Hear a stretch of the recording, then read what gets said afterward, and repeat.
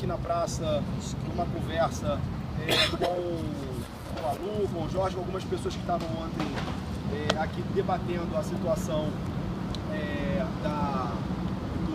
do evento, junto à Associação de Moradores, junto às entidades.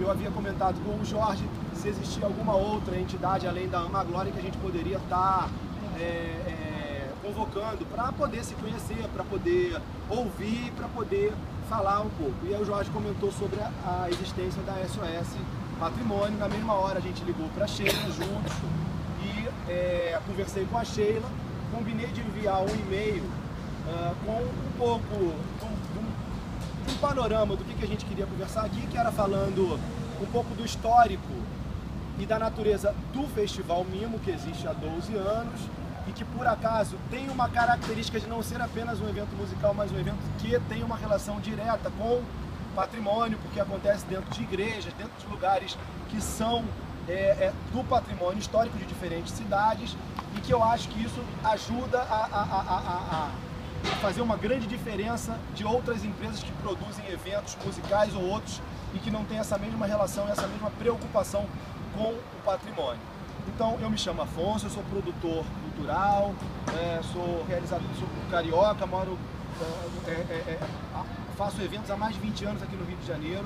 Eu tenho uma experiência muito grande com eventos de diferentes naturezas, desde eventos de música instrumental, como Mimos, junto com a Lu, a outros eventos populares, e acho que valeria a pena cada um se apresentar aqui para que a gente possa se conhecer.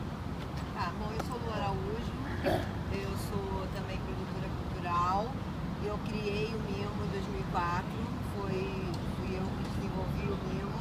Eu trabalhava como empresária e produtora de diversos artistas da música brasileira, e nesse período, entre eles, eu era produtora do Zé Cabaleiro, um artista que eu vi começar a carreira, que fiz o primeiro show no Rio de Janeiro, que fechou o gravador e tal, acompanhei toda essa trajetória dele. Quando o Zeca começou uma carreira, quando a carreira dele começou a andar, viajei pelo Brasil. Numa dessas viagens pelo Brasil, no carnaval, eu estava em Olinda, eu estava em Recife, fazendo um espetáculo com o Zeca, e tive um day off, um dia livre, e fui para casa de uma amiga que mora do lado da Igreja da Sé, em Olinda, no Alto da Serra. Não sei se todos conhecem Olinda. Eu já conheci Olinda, eu sofri essa garrafa na porta da Igreja da Sé, que naquele momento ainda não tinha proteção. Você pernambucana sabe, durante muitos anos o carnaval, tanto em Recife como em Olinda, as pessoas conviviam e sem proteger a questão do patrimônio. E aquilo criou um negócio que eu não sei nem te dizer porquê. Talvez hoje se justifique, 13 anos depois, eu perceba no que isso se transformou. Por quê?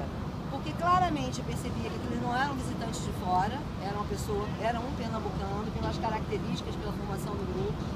Então me chamava a atenção que ele não entendesse que ele supostamente vive numa cidade, duas cidades, porque Recife também é assim, tem um centro histórico gigante, e em Olinda a importância daquilo.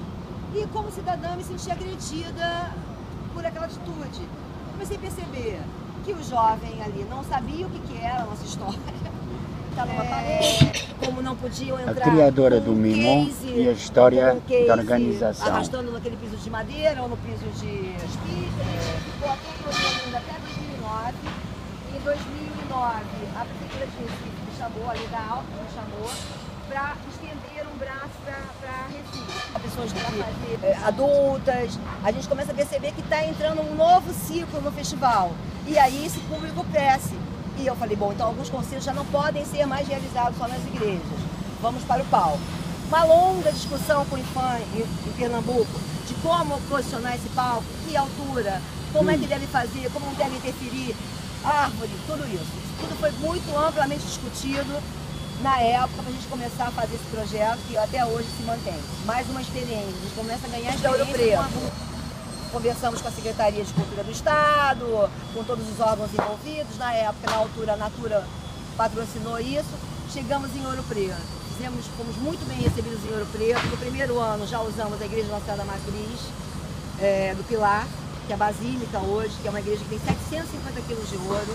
Já usamos a igreja de São Francisco. Quando vocês usam as igrejas, é para música sacra ou música profana? Não, para todos os tipos. Rock. Dentro da igreja? Sim, música profana que a gente diz, claro, com critério. Eu não boto um rock and roll na igreja, mas eu posso botar um jazz, uma música instrumental. Eu fiz Madre Deus, por exemplo, que é um grupo português dentro da igreja de São Francisco. Então, isso... E a igreja não queria assunto com isso. Então eu tive muitos processos para administrar e consegui fazer com que essas pessoas se falassem, construíssem algo juntos. E mais do que tudo, num período onde as pessoas...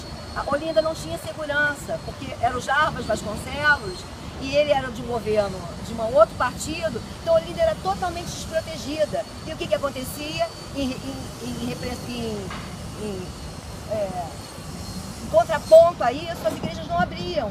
Então os turistas, o público chegava em Olinda e as igrejas estavam fechadas. O Museu de Arte Sacra, eu vim conhecer anos depois de estar em Olinda e quase todo mês. Paraty também, fizemos uma primeira edição. Paraty. Muita dificuldade, a igreja também não aceitava, mas conseguimos falar com o Padre Roberto, fomos fazendo. Hoje essa foi a quarta edição do Festival em Paraty.